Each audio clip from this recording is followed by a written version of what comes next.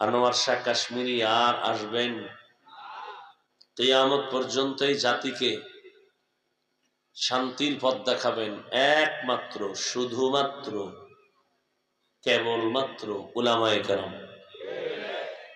উলামায়ে কেরাম ছাড়া এই জাতিকে যারা উল্টাপাল্টা পথ দেখাবে, এই পথ মরার পথ।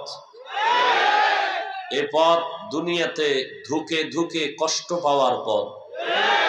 এ জাতিকে একমাত্র শান্তির পথ দেখাতে পারে কোরআন সুন্নাহর আলোকে কারা? উলামায়ে কেরাম। ভালো করে বুঝেন, ভুল হলে ধরায় দিয়েন, বেদবি করেন না, সাবধান। উলামায়ে কেরামের সাথে আজ বাংলাদেশে যত ঝামেলা, শুধু উলামায়ে কেরামের সাথে বেয়াদবি করার ফলাফল। কথা ঠিক? চাই সেটা সামাজিকভাবে হোক, রাষ্ট্রীয়ভাবে হোক, ব্যক্তিগতভাবে হোক। অনেকে ব্যক্তিগতভাবেও আলেমদের সাথে বেয়াদবি করে না? করে না? ইমামের সাথে পাওয়ার দেখায়, আছে না নাই? রাষ্ট্রীয়ভাবে বেয়াদব যে, সেও বেয়াদব, ব্যক্তিগত বেয়াদবি করলে সেও বেয়াদব। এক কথায় উলামায়ে কেরাম ছাড়া এই জাতিকে কেউ শান্তির পথ দেখাতে পারবে না। এজন্য এই জাতির জন্য একমাত্র নির্ভেজাল আপন কলিজার বন্ধু উলামায়ে কেরাম। আর সব বন্ধু ধান্দাবাজ, সব স্বার্থপর। একমাত্র নিঃস্বার্থ এ জাতির বন্ধু উলামায়ে কেরাম, কোনো সন্দেহ নেই। এই উলামায়ে কেরামের ইজ্জত উম্মতের ইজ্জত। কথা ঠিক? আর এই উলামায়ে কেরাম যার আদর্শ লালন করেন তিনি হলেন রহমাতুল লিল আলামিন। তিনি কেমন পারফেক্ট একজন আদর্শবান ব্যক্তি, যার আদর্শের সাথে পৃথিবীর কারো আদর্শের কোনো মিল নাই। এরপর আমি একটু আগে বয়ান করে আসছি আপনাদের গাজীপুরের আরাক এলাকা। নবীজির আদর্শ ছাড়া, সত্য কথাটা মানেন আর না মানেন, অন্তত স্বীকার করেন, নবীজির আদর্শ ছাড়া আর সুন্দর আদর্শ কার মধ্যে আছে? তাল মিলেন না, বুঝে কোন নাই বললে নবীরটা মানেন না কেন? কথা বলবেন খুব হুঁশের সাথে, তাল মিলেন না। নবীজির থেকে সুন্দর আদর্শ কারো কাছে আছে? থাকলে বলেন। যদি কেউ ভরা মজলিসে দাঁড়ায় বলতে পারেন নবীজির আদর্শ থেকে একটু ভালো আদর্শ আছে শেখ মুজিবুর রহমানের ভেতরে, আমার কথা শুনেন, এরপরে জবাব দিবেন। বহুত লাফাইছেন, একটু থামেন না, একটু ঠান্ডা মাথায় শুনেন। দেশ স্বাধীন হয়েছে না? হয় নাই? নাকে তেল লাগায় ঘুমাইতেছেন না? দেশ স্বাধীন। আর ঢাকার শহরে মহিলারা সাংবাদিকদের নিয়ে বলে আমগো দেহ ব্যবসার অধিকার আবার ফেরত চাই। এজন্য কোনো বেঈমান বিধর্মী না, মুসলমানকে মনে রাখতে হবে, মুসলমান স্বাধীন হয়ে চিৎকার দিবে ওদিন যেদিন ইসলামের স্বাধীন হবে। মুসলমান নাকে তেল লাগায় ঘুমাবে সেদিন, যেদিন এদেশের প্রত্যেকটা পরতে অঞ্চলে কোরআনের বয়ান বুক ফুলায় আলেম করবে, কোন সুদখোর বেনামাজির অনুমতি নিতে হবে না। ওখানে বলে আসছি, মাহফিলে যারা বাধা দিবে তাদের নাম লিস্টি করো। ছাত্র জনতার আন্দোলন হয়নি, সফলতা হয় নাই উলামায়ে কেরাম মাঠে না আসা পর্যন্ত। মুসলমান প্রয়োজনে আবার জীবন দিবে। মুগ্ধ কেন? আবু সাইদ কেন আবার জীবন দিবে? কোন ব্যক্তির জন্য না, নেতার জন্য না, কোন দলকে ক্ষমতার থেকে নামানোর জন্য আর উঠানোর জন্য না, দেশের জন্য, মানবতার জন্য, ইসলামের জন্য। কাফনের কাফন রেডি রাখো, আবার ডাক আসবে, আবার নামবো, আবার জালেমের বিরুদ্ধে আন্দোলনে নামতে হবে। ওলামায়ে কেরাম বুক ফুলায় বয়ান করবেন। কোন নেতা যদি বাধা দেয় লিস্টি করো, কোন প্রশাসনের ব্যক্তি বাধা দিলে লিস্টি দাও, তারা কি বলতে চায় রেকর্ড করো, আবার উলামায়ে কেরাম নিয়ে ময়দানে অবতীর্ণ হব। স্বাধীন কি এর অর্থ ওয়াজে বাধা হবে? স্বাধীনের অর্থ কি ইমাম তার মসনদ থেকে বিদায় নিতে হবে? এই সমস্ত যারা করে, আমার মতো কোন হুজুরও যদি লেবাস পইরা উল্টা পাল্টা করে লিস্টি করো, লিস্টি করে কথা রেকর্ড করে আমাদের হাতে দাও।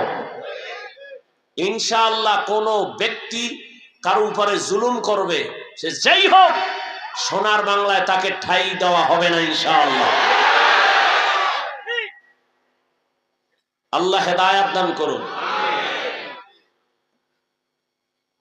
কেউ যদি দাঁড়ায় বলতে পারেন নবীজির আদর্শ থেকে আরেকটু সুন্দর আদর্শ আছে জিয়াউর রহমান সাহেবের কাছে, আল্লাহর জাতের কসম, আমি নবীরটা বাদ দিয়ে আমি জিয়া সাহেবেরটা নিব, আমি নবীরটা বাদ দিয়া শেখ মুজিবুর সাহেবেরটা নিব। আমার ইমানের কথা আমি বলছি, ভালো করে বুঝবেন, তারপরে আওয়াজ দিবেন। রসুলের থেকে আদর্শ যদি কেউ বলে আব্রাহাম লিঙ্কনের মধ্যে আছে, আমি তারটা নিব, নবীরটা বাদ। পারবেন? পৃথিবীতে ১৫০০ বছর পর্যন্ত বহু পণ্ডিত আদর্শ বিক্রি করেছে, কিন্তু কেউ শান্তি দিতে। এক কথায় জবাব, পৃথিবীর সব ব্যক্তির বানানো আদর্শ না পাক, একমাত্র মদিনার রসুলের আদর্শই হলো পাক। আমার রসুলের আদর্শ কেমন পাক, আর অন্যদেরটা না পাক কেন? পুরা মানুষটাই না পাক, খায় না পাক, 3 বেলা খাইয়াও মদের বোতল লয়ে দৌড়ায়। তাহলে দেমাগ ভালো না নষ্ট? নষ্ট, দেমাগের থিওরি নষ্ট। 3 বেলা খাইয়াও এরপরে গাঞ্জা খায়, 3 বেলা খাইয়া বিড়ি টানে, আল্লাহর দেয়া নিয়ামত খাইয়া না পাক খায় নাই। যত বড় নেতা তত বড় ব্রেন নষ্ট, যত বড় তত বড় মদের বোতল। দেমাগ ঠিক আছে নাই? খবর নাও, বৌরে মা কয় কোন সময় মদের বোতল খাইয়া। কথা ঠিক? সত্য কথা মানো আর না মানো, অন্তত স্বীকার করো। আর রসুল কেমন পাক, যে রসুলের 63 বছর হায়াতে ভুলেও কোনোদিন একটা মিথ্যা কথা বলেন নাই। আমার রসুল কেমন পাক, যে নবী 63 বছর হায়াতে কোনোদিন কাউকে একটা গালি দেন নাই। হাজারো গালি বেঈমানরা দিছে, নবী একটা গালির জবাবও দেন নাই।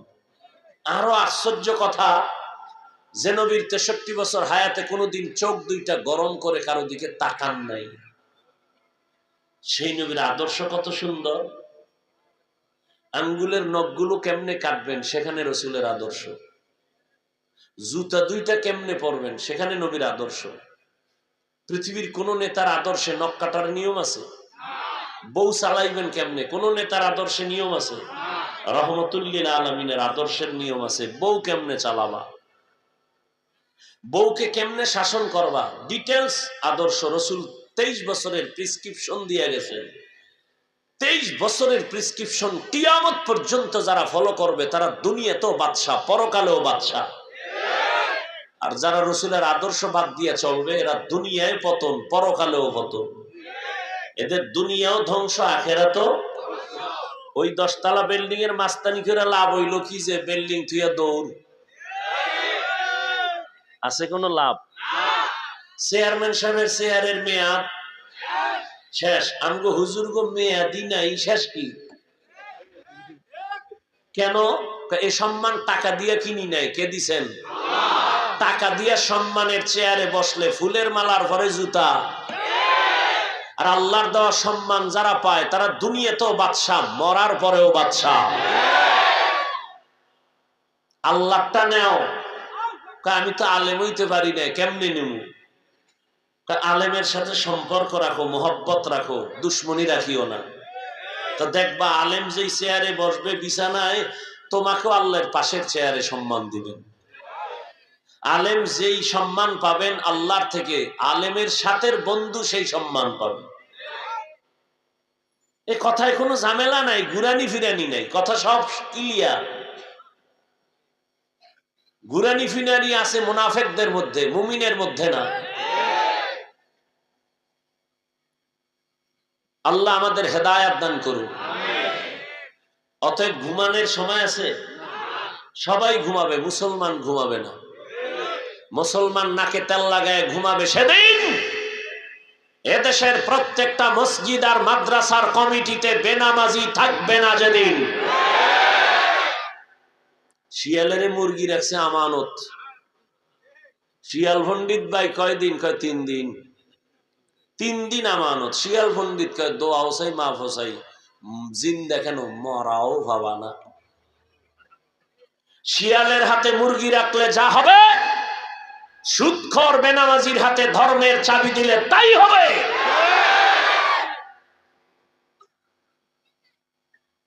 আল্লাহ হেদায়েত দান করুন, আল্লাহ হেদায়েত দান করুন।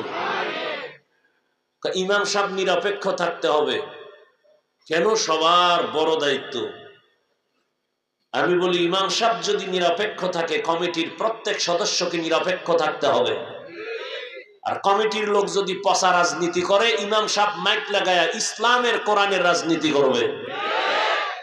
আপনাদের কি মত? ইসলাম বা কোরআনে রাষ্ট্রনীতি নাই? যারা বলে ইসলামে বা কোরআনে রাজনীতি নাই, তারা কি বুঝাইতে চাইলো? যে কোরআন ও ইসলাম সব দিক থেকে কমপ্লিট, একদিক থেকে দুর্বল। রসুল রাষ্ট্র চালাইছেন, আবু বকর চালাইছেন, ওমরে ফারুক চালাইছেন, ওসমান গনি চালাইছেন, রাষ্ট্র পরিচালনা হযরত আলী করেছেন। ভালো করে লিখে রাখো, পৃথিবীর শ্রেষ্ঠ রাজনীতির কিতাবের নাম কোরআন। পৃথিবীর শ্রেষ্ঠ রাজনীতির শিক্ষক আমার রসুল। পৃথিবীর শ্রেষ্ঠ রাজনীতির পার্লামেন্ট মসজিদে নববী। আর বলে মসজিদে রাজনীতি চলবে না। হ্যাঁ, মসজিদে দাঁড়ায় মেম্বারে নৌকার ভোট চাইলে, ধানের ভোট চাইলে, অন্য ভোট চাইলে যদি সমস্যা না হয়, তাহলে ইমাম সাহেব ইসলামের কথা বলবে, কোরআনের হাত দিয়ে আল্লাহর মহব্বতে ভোট চাইবে, এতেও কোনো সমস্যা হবে না। আপনারা সবাই ইসলাম চান না? চান, কিন্তু এরপরও হয় না কেন? ভোটের আগের রাত্রের হাদিয়ায় কেবলা ঘুরে যায়। ঠিক নেই? বর্তমান বাংলাদেশে চেয়ারম্যান আছে আলেম, জানেননি? বর্তমানে আপনাদের প্রিয় বক্তা চেয়ারম্যান না রানিং? মুফতি হেদায়েতুল্লাহ আজাদি বরিশাল। বিবারিয়া চেয়ারম্যান আলেম মুফতি আমজাদ হোসাইন। সারা বাংলাদেশের চেয়ারম্যান এক জায়গায় করেন, আর এদেরকে এক জায়গায় করেন। নোয়াখালী আছে খালেদ সাইফুল্লাহ সাহেব, বুড়া মানুষ, সাইকেলে লইয়া বাড়ি বাড়ি মানুষের সরকারের বরাদ্দ চাউল মাইপা মাইপা দিয়ে রাজনীতি শিখায় গেছে রসুল। তুমি কি রাজনীতি শিখাবা? রসুল শিখায় গেছেন। ওমরে ফারুক খেলাফতে, নবী নাই, আবু বকর নাই, এরপরে কে আছেন? রাষ্ট্রের ক্ষমতায় কে আছেন? ওমর। ঈদের বাকি একদিন, রোজার ঈদ, বিবি একদিন আইসা কয়, আমগো বাজার টাজার লাগবে না, কিন্তু বাচ্চাদের কিছু পোশাক লাগে, একটু কেনার ব্যবস্থা করেন। যার হাতে পুরো দুনিয়া হাতে, অর্ধজাহানের খলিফা, শয়তান ওমরের ভয় পায়। হ্যার খানে বিবি কয়, সন্তানের পোশাক নাই, ঈদের বাকি আছে একদিন, পোশাক নিয়ে আসেন। ওমর কি কয়? পোশাক কেনার টাকা নাই। কি নাই? পোশাক কেনার টাকা নেই। বিবি বুদ্ধি দেয়, যেহেতু টাকা নাই বলছেন, একটা পরামর্শ। কি? তা আপনি যে অর্থ মন্ত্রণালয়ের দায়িত্ব যারা দিছেন, তার কাছে একটা চিঠি লেখেন যে আমাকে 1 মাসের অগ্রিম বেতন দাও, 1 মাসের অগ্রিম বেতনটা পাঠায় দাও। বিবির কথা শুই না ওমর কা ঠিক আছে। এবার চিঠি লেখলেন, অর্থ মন্ত্রণালয়ের জিম্মেদার আবু উবায়দা ইবনুল জাররাহ রাদিয়াল্লাহু আনহু, তার কাছে হযরত ওমর চিঠি লিখলেন, এই আবু উবায়দা, আমার আগামী মাসের বেতনটা একটু দিলে ভালো হয়, সামনে ঈদ আসতেছে তো। বার্তাবাহক চিঠি নিয়ে চলে গেলেন। ওমরে ফারুকের চিঠি অর্থ মন্ত্রণালয়ের জিম্মাদার আবু উবায়দা ইবনুল জাররাহর হাতে দিলেন। চিঠি খুইলা আবু উবায়দা কাঁদতেছেন। আরে ওমর এমন কি কইল যে আবু উবায়দা কাঁদেন? আবু উবায়দা উল্টা আরেকটা চিঠি লিখলেন ওমরের কাছে, আর বলে দিলেন, এই বার্তাবাহক যাও, আমার চিঠি ওমরের কাছে দাও। চিঠির মধ্যে দুইটা প্রশ্ন করেছি, যদি আমার খলিফা জবাব দেয় আমি টাকা নিয়ে আসবো, আমি নিজে। দুই প্রশ্ন, তুমি দেখো না, তাকে দিয়ে দেখাও। লেখা চিঠি কাভার করে দিয়ে দিছে। ওমরের কাছে যখন উল্টা সিডি আইছে, খুইলা ওমর কাঁদতেছে। ওমরের চোখে পানি। এই আবু উবায়দা, আমি খেলাফতের দায়িত্বে, অর্ডার দিলেই তো, টেলিফোন করলেই তো গোষ্ঠী শুদ্ধ দিয়ে দিবি, টাকার অবস্থা কেন? প্রশ্ন দুইটা। আবু উবায়দা বলে, টাকা আমি দিব, তবে আমার দুই প্রশ্নের জবাব দেন। আপনি যে 1 মাসের অগ্রিম বেতন চাইছেন, আগামী 1 মাস আপনি বাঁচবেন কিনা তার গ্যারান্টি দেন। রাজনীতি বলে ইসলামে নাই। দ্বিতীয় প্রশ্ন, আপনি আজকে চেয়ারে বসে আছেন, আগামী 1 মাস আপনারে জনগণে চেয়ারে খলিফা রাখবে কিনা জবাব দেন। আপনি যে এখন বইয়া রয়েছেন চেয়ারে প্রধান, আগামী 1 মাসের যে বেতন নিবেন, ওই 1 মাস আপনারে জনগণ রাখবে না জোহরের আগে দৌড় দিবেন? কি রাজনীতি বুঝে না? হুজুরেরা কি বুঝে? হুজুরেরা যা বুঝে, এটা বুঝার মেধাই তো তোমার নাই। পৃথিবীর শ্রেষ্ঠ বুদ্ধির কিতাবের নাম কোরআন। এই কোরআন যার কাছে আছে, সে হলো পৃথিবীর শ্রেষ্ঠ বুদ্ধিজীবী। আপনি 1 মাসের বেতন চাইলেন, জনগণ আপনার 1 মাস রাখবে কিনা? ওমর কাঁদে আর আল্লাহ, আবু উবায়দাকে তুমি কবুল করো। আবু উবায়দা আমাকে সতর্ক করে আমার অন্তরের কলবের চক্ষু খুলে দিছে। এর নাম ইসলাম। যেই ওমরের হুঙ্কারে হরিণ আর বাঘ এক ঘাটে পানি খায়, কোনো ঝগড়া নাই, দুশ্মনী নাই। যেই ওমর রাস্তা দিয়ে হাঁটলে শয়তান পালিয়ে যায়, যেই ওমরের হুঙ্কারে রাশিয়া রোম সম্রাট কাঁপতেছে, এই ওমরকে ডারে গরম গরম গরম পুরো দুনিয়া। কারণ কি? গোয়েন্দা ফাটায় কয়, দেখ তোর বডিগার্ড কয়জন? গোয়েন্দায় কয়, ওমরের একটা লোক বডিগার্ড নাই, একা একা হাঁটে। কত ফাওয়ারটা কি? গোটা দুনিয়া কাঁপতেছে এই লোকটার কারণে। একটা গার্ড নাই, কোনো গার্ড নাই। তাহলে মাইরে ফেলাইলে আমরা লুটি ফুটে খেতে পারবো। মারবো কেমনে? একা একা কোনানে ফাওনি, খোঁজ নাও। গোয়েন্দাদের খোঁজ লাগা এক লোক দিছে, তরবারি নিয়ে যা, যদি ওমরের একা পাও মেরে ফেলবি, পুরস্কার বড়। খোঁজ নিয়ে দেখে ওমর একা। হঠাৎ পাহাড়ের পার্শ্বে একটা খোলা ময়দানে ওমর হাতের বালিশ বানাইয়া ওমর ঘুমায়।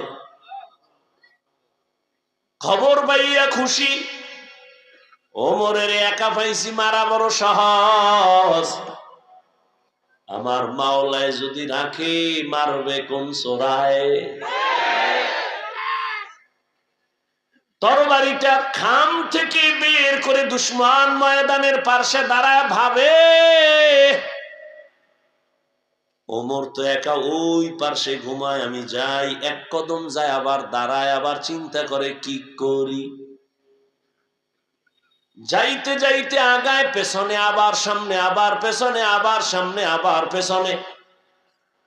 সামান্য একটু জায়গা বাকি, কিন্তু কাছে গিয়া তাকায় দেখে ওমর ডান হাতের বালিশ বানাইয়া ঘুমায়। জঙ্গলের একটা বাঘ ওমরের চারপাশে ঘুরে আর পাহারা দেয়। মানুষের দাম বেশি না বাঘের দাম বেশি? মানুষ কার গোলাম? হ্যাঁ, ভালো করে মুখস্থ করো, পেছ লাগায়ও না। বাঘ মানুষের গোলাম, গরু মানুষের গোলাম। মানুষ কার গোলাম? একটা থার্ড ক্লাসের মানুষ চাষি, চাষ করে, এরা কি বড় শিক্ষিত? যারা লাঙ্গল চালায়, গরু দিয়ে চাষাবাদ করে। এই খেয়াল করেন, এই একটা চাষি লোক আউযুবিল্লাহ পারে না, ধন্যবাদও কইতে পারে না, ওয়েলকাম কইতে পারে না। এই চাষি একটা গরু রেখা, এই গরু দাঁড়া, দাঁড়ায়নি। সত্য কথা কই, গরু ডাইনে যা, যায়নি। বামে যা, যায়।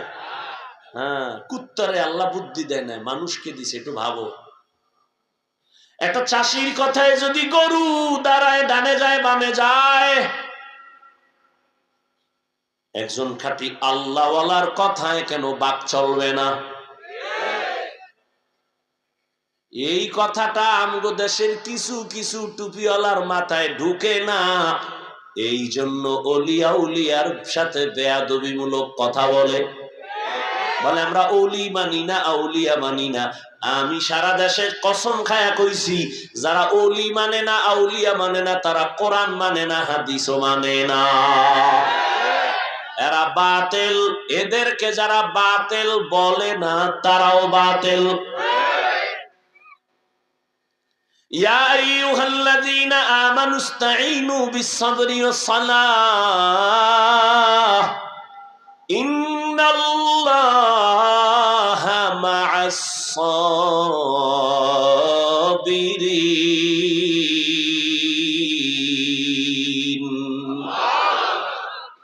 আল্লাহ বলেন, হে মুমিন, সাহায্য প্রার্থনা করো সবর ও সালাতের মাধ্যমে। নিশ্চয়ই আমি আল্লাহ সাবিরিনদের বন্ধু হয়ে থাকি। নবীজি বলেন, মাইয়ুরিদিল্লাহু বিহি খায়রান ইউসিব মিন। এই আমারও কিন্তু জরুরত আপনাদের থেকে বেশি। আপনারা যাইবেন 1.5 কিলো, আমার যেতে হবে 100 কিলো। অতএব আমনে গেলে আমিও যাবো গিয়া। সব জায়গায় চালাকি চলে না। আপনার উঠার ব্যারাম থাকলে ভিতরে ঢুকছেন কেন? ওই কত আশেকরা রাস্তায় দাঁড়ায় দাঁড়ায় বয়ান শুনে ফাঁকে ফাঁকে বিড়ি টেনে আবার খাড়ায়। কথার কথা। আর এখানে কত আলেম বসা, মুরব্বী বসা, এদেরকে ডেঙ্গিয়ে বের হন, আপনার ভয় লাগে না? ফারদার উল্টা পাল্টা করলে আমি মোনাজাতটা দিয়ে নেমে যাব। আপনার বাসায় জরুরত আমার থেকে বেশি না, তাহলে আমিও চলে যাব। আপনি বাসায় যাবেন, আমি যাব না? সারাদিন রাতে 3 ঘন্টা ঘুমাইতে পারি না। আপনি বলবেন আপনি এগুলি না করলে সমস্যা কি? ওলামায়ে কেরাম কুত্তার মতো দৌড়ায় সারা দেশে। তাবলিগওয়ালাদের এক দৌড়, পীর সাহেবদের দৌড়, জুমার খতিবের দৌড়, আমগো দৌড়। এই দৌড় আছে বিদায় এখনো আল্লাহর নাম নেওয়ার সুযোগ পাই। না হয় নাস্তিকরা দরজায় তালা দিয়ে রাখতো, মসজিদের মাইক বন্ধ করে দিত। দেখেন নাই যে ওয়াজ চলবে, বাইরের মাইক চলবে না। কিন্তু ওই নাস্তিকের বাচ্চাগুলো কোনোদিন বলে নাই যাত্রার প্যান্ডেলের মাইক বন্ধ কর, সিনেমার প্যান্ডেলের মাইক বন্ধ কর। বিয়ার অনুষ্ঠান চলে, হাজী সাহেবের বাড়ি, 6 তলা বিল্ডিং, কাফে। ইমাম কয় কিও রাত্র 12টার পরে ভূমিকম্প নিকা? না হুজুর, দাওয়াত পান নাই, আমার মাইয়ার না গায়ে হলুদ। হাজী সাহেব মিশা কইছি? মুসলমানের জন্য গায়ে হলুদ হারাম। আমার দায়িত্ব বলার, মানবেন কিনা সে দায়িত্ব আপনার। এই জন্য দেখেন না, এখন আর গর্বে আনোয়ার শাহ কাশ্মীরি আসে না, বাইজিদ আসে না। চোখ নষ্ট, পাও নষ্ট, কিডনি নষ্ট, দেমাগ নষ্ট সন্তান আসে।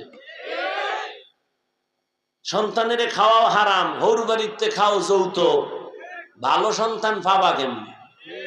গাছ লাগাইছো তিতে তুলে, সেখানে বড়ইর আশা করলে কি হইব? বিয়ার আগে যৌতুক খায়, বিদেশ যাওয়ার ভিসা চায়, বিদেশ যাই করবি কি? বউ কয় ছোট ভাই পাহারা দিবে। এ আকাম চলেনি। আল্লাহ হেদায়েত দান করুন। যৌতুক হালাল না হারাম? যারা যৌতুক দেয়, যারা খায়, যারা পরামর্শ দেয়, সবাই জালেম। এই জন্য শুরুতে বইয়েই কইছি, কাফনের কাপড় রেডি রাখ। সোনার বাংলায় যা থাকুক, জালেম থাকতে দেওয়া হবে না। জালেমের বিরুদ্ধে আবার আন্দোলনের ডাক আসবে, আবার ময়দানে নামতে হবে। আল্লাহ হেদায়েত দান করুন।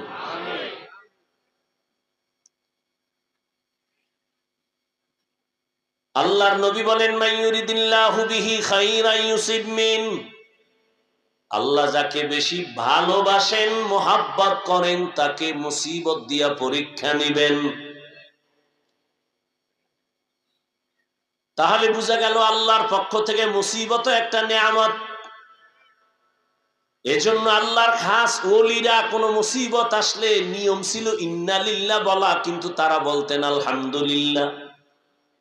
নিয়ামত পাইলেন আলহামদুলিল্লাহ বলে, আপনি কেন আলহামদুলিল্লাহ বলেন? আল্লাহর ওলি জবাব দিতেন, আমার উপরে যে আল্লাহ মুসিবত দিয়েছেন, আমার বড় খুশি লাগতেছে। আল্লাহ আমার দিকে কুদরতের নজর লাগাইছেন। এটা বড় নিয়ামত। স্বামী আর স্ত্রী ঘর করে, স্ত্রী বড় আল্লাহওয়ালা। হঠাৎ একদিন ডেকে বলে, স্বামী আমার, আমারে তুমি ভালোবাসুনি? কয় হ্যাঁ। কেমন? কয় সীমাহীন, দলিল প্রমাণ। তুমি আমার জীবন, তুমি আমার মরণ। তুমি যখন যা চাইবা আমার জীবন দিয়া রেডি। কয় চাইলে দিবানি? কয় কসম, চাইলেই দিয়া দিব। ম্যাডাম কয় ঠিক দিবানি? কয় তালাক দাও। কি চাইছে? স্বামীর মাথা গরম হয়ে গেছে, কইলা কি? এটা ছাড়া অন্য কয় না, ওয়াদা করেছো চাইলেই দিবা, দাও। দুইজনের ভেতরে মৃদু একটু তর্ক লাগছে, সমাধানের জন্য নবীর দরবারে রওয়ানা। রাস্তার মাঝে গিয়া স্বামী বেচারা হঠাৎ করে পিছলে পড়ে পা ভেঙ্গে গেল। কান্না করে, ও মালিক, আমারে বাঁচায়া দাও, তোমার কুদরতের নজর দিয়ে আমারে সুস্থ বানাও। স্ত্রী হাত ধইরা কয়, নবীর দরবারে যাওয়ার দরকার নাই, চলো বাড়ি যাই। বাড়ি যাইয়া স্বামীর কাছে কয়, স্বামী, আর আমি তালাক চাই না, মাপ চাই, কথা উড্ড করে নিলাম। স্বামী কয়, যদি নাই চাও তো চাইলা কেন? বললা কেন? বলার পরে উড্ড কেন করলা? কয়, রাসূলের হাদিস কি তুমি জানো না? আল্লাহ যাকে ভালোবাসবেন তাকে মুসিবত দিয়া পরীক্ষা নিবেন। আমি তোমার ঘরে এত বছর সংসার করলাম, কোনদিন একটা মুসিবত দেখলাম না, কোনো কান্না দেখলাম না, শব্দ দেখলাম না। ভাবলাম যেখানে মুসিবত নাই সেখানে আমার মালিকের দয়ার নজর নাই। যেখানে মালিকের দয়ার নজর নাই ওখানে রহমত নাই। যেখানে রহমত নাই সেখানে আমিও নাই। এজন্য তালাক চাইছি। কিন্তু রাস্তায় গিয়া যখন পড়ে গেছো, পা ভেঙ্গে গেছে, আমার মালিকের কুদরতের মায়ার নজর চলে আসছে, মুসিবত। ভাবলাম আল্লাহর রহমত শুরু হয়ে গেছে। আমি উড্ড করে নিয়া ওয়াদা করলাম, যেখানে আল্লাহর রহমত আছে আমিও সেখানে আছি। আর আমরা কি করি? মুসিবত নাই, এর মধ্যে কত গালি, আল্লাহরে শুদ্ধ নামায় ফেলা, পাইলে আল্লাহ। এই জমিনই আল্লাহরে রাখতো না। নমরুদ দিয়ে দেখো না, আল্লাহর কারণে সব ঝামেলা, কয় আল্লাহরই যদি মারতে পারি তো কেসা খতম, কয় বাঁশ দিয়া সিঁড়ি বানায় আল্লাহরে গুলি করব। কে? নমরুদ তীর নিয়ে উঠছে, আল্লাহরে গুলি করে মারবে। তুই কয় নাম্বারের চালাক? ঠিকই তোর তীর নিয়ে, ধনুক নিয়ে উপরে উঠা তীর মারছে, একটা পাখির গায়ে লাইয়া রক্ত আইছে, এটারে লইয়া ধাক্কাইতে ধাক্কাইতে নিচে নাইমে কয় মাইরা লাইছে এই যে রক্ত। এত বড় মাস্তান বাহাদুর এই নমরুদ আমার আল্লাহকে মেরে ফেলার জন্য পাওয়ার দেখাইছে। ও জাতি জানো, ওই নমরুদের ধ্বংস করার জন্য আল্লাহর কত হাজার ফেরেশতা লাগছে। একটা মশা তাও অসুস্থ, মাথার জায়গা মতো যাইয়া ফাঁকে ফাঁকে একটা মিস কল দেয়, চান্দি গরম। এত ডাক্তার, এত কবিরাজ, মাথা ঠান্ডা হয় না। হঠাৎ ঘুইরা ফুইরা জোতার সাথে মোলাকাত, মাথা হিমেল হয়ে গেছে। নমরুদ ডাক দিয়া কয়, এত ডাক্তার কেন? জুতার ভিতরে যে আমার মাথার ঔষধ আছে তো জানি না। আমার সান কপাল, জুতা দিয়া বাড়ি মারলেই তো মাথা ঠান্ডা। কে মারবে? কয় বেতন দিয়া কর্মচারীরা। কর্মচারীরা কয় তোর কাজ কি জানো নি? স্যার কি? কয় শুধুমাত্র জুতার বাড়ি, যত জোরে বাড়ি দিবি বেতন তত বাড়ায় দেব। কেমন সান কপাল! এই যেমন তেমন কপাল মনে করছে। মাঝে মাঝে পায়ের জুতা কপালে লাগে, এটা বুঝতে হবে সান কপাল। আমেরিকার বুশের গালে জুতা লাগছে, সাংবাদিক বলে কাইফা হাল, কেমন লাগলো? কয় ডোন্ট মাইন্ড, এটা আমার গণতান্ত্রিক অধিকার। মাঝে মাঝে জুতা পায়ের থেকে গালে লাগা সান কপালের পরিচয়। এরে নবীর আল্লাহর গোলাম, এরে নবীর আশিক, মুসিবত আসবে, এটা আল্লাহর নিয়ামত। যদি তুমি নেক আমলের উপরে থাকো, মুসিবত আসবে, আল্লাহর নিয়ামত। এই মুসিবতে যদি পাস করতে চাও, সাহায্য চাও আমার আল্লাহর কাছে দুই জিনিসের মাধ্যমে। এক হলো ধৈর্য, দুই হলো নামাজ। এক নাম্বার কথা, সাহায্য চাওয়া লাগবে কেন প্রশ্ন। দুই নাম্বার কথা, যদি সাহায্য লাগে তো কার থেকে নিব। তিন নাম্বার কথা, সাহায্য যদি নিতেই হয় কার থেকে নিব। এক। তিন নাম্বারে কোন সিস্টেমে নিব। সিস্টেম আছে না? চেয়ারম্যান সাহেব আপনার এলাকায় আসছে, কলারটা ধইরে যদি কোন চেয়ারম্যান 50 কেজি চাউল লাগবে, চেয়ারম্যান চাউল দিবে না জুতা মারবে? বলবে চাউল 50 কেজি কেন, 50 টন দিব। নিয়ম অনুযায়ী চা অ্যাপ্লিকেশন দে। এক নাম্বার প্রশ্ন, সাহায্য চাইতে বলছেন কে? প্রশ্ন কেন চাইবো? আর মুমিনকে বলেছেন, কোন বেঈমানকে না। বেঈমানকে বলেন না কেন, শুধু মুমিনকে কেন বলেছেন? এর একমাত্র কারণ, জান্নাত শুধু মুমিন পাবে, কোন বেঈমান জান্নাত পাবে না। আর মুমিন যে জান্নাত পাইবে, কত ফিডা যে কপালে আছে পাওয়ার আগে। দলিল দেওয়ার সময় নেই, বাংলা একটু খালি 1 মিনিটে বলি। কথা আপনারা শুনছেন, বনি ইসরাইলের 72 দল, নবী বলছেন আমার উম্মতের আর একটা দল কি কম বেশি, টোটাল কত? 73। এর মধ্যে 72 জাহান্নামে যাবে, এক দল জান্নাতে যাবে। এই কথা শুনছেন না? কিন্তু শুনছেন ঠিক, এখানে একটা চিকন কথা আছে না, হয়তো অনেকে শুনেন নাই।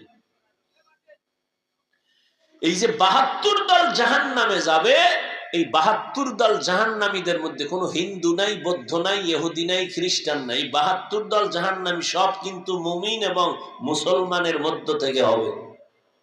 এই কথাটা অনেকে জানেন না, শুনেন নাই। শুনে থাকলে আবার শুনে নেন।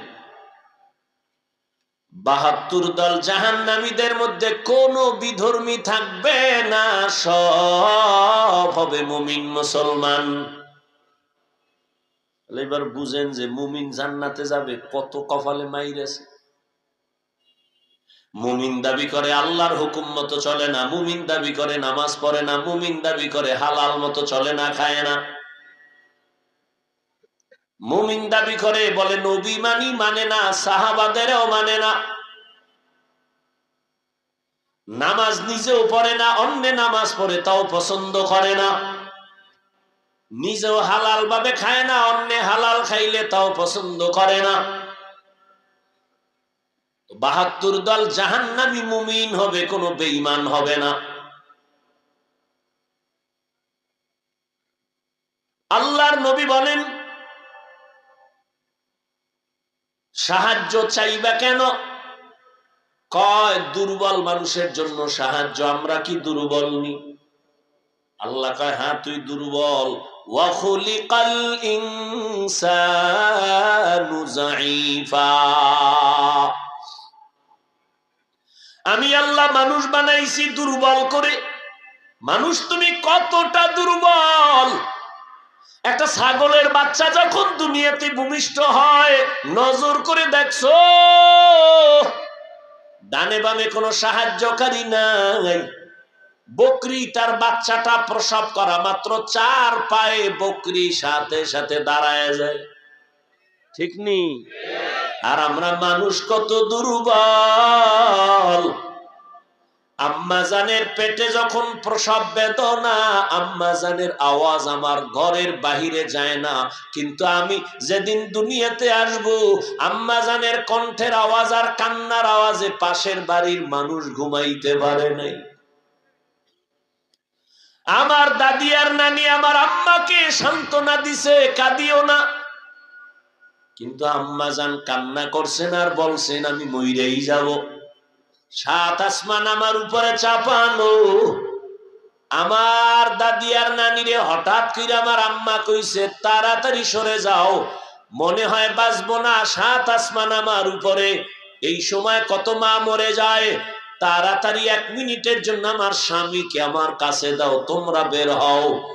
আব্বা জানের আইনা আম্মা জান আব্বার হাতটা ধরে কাঁদে আর কয় স্বামী, মা বাবার আদর চাইলে তোমার ঘরে আসছিলাম, মন ভইরা খেদমত করতে পারি নাই, দয়া করে আমারে মাফ করে দাও। আমি বাঁচবো না, আমার উপরে কোনো দাবি রাখবা না। আম্মা জানের কান্না দেখে বাবাও সহ্য করতে পারেন নাই।